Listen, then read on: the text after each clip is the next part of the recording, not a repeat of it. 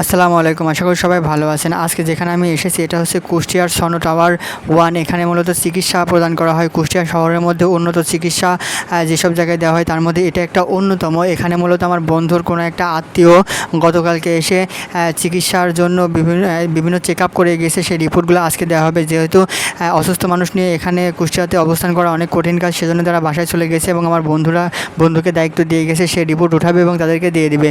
তো আমাদের হাতে যেহেতু হচ্ছে মেন স্লিপটা ছিল না, রিপোর্ট নেওয়ার জন্য যে স্লিপটা লাগে সেই স্লিপটা মূলত আমাদের হাতে ছিল না, মোবাইলে ছিল, সেজন্য আমাদের একটু লেট হতেছিল। আর আমরা যখন যাই তখন অনেক ভিড় ছিল।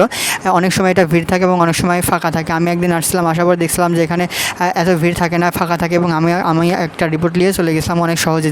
কিন্তু আজকে অনেক ভিড় এবং এখানে থেকে রিপোর্ট নেওয়ার জন্য অনেক সময় লাগবে। তো আমরা বিভিন্নভাবে ওয়েট করে তারপরে আমরা আমাদের রিপোর্টটা নিয়ে আসার পরে আমরা বিভিন্ন জায়গায় ঘোরাঘুরি করে, হসপিটালের মধ্যে ঘোরাঘুরি করে তারপরে আমরা চলে আসলাম।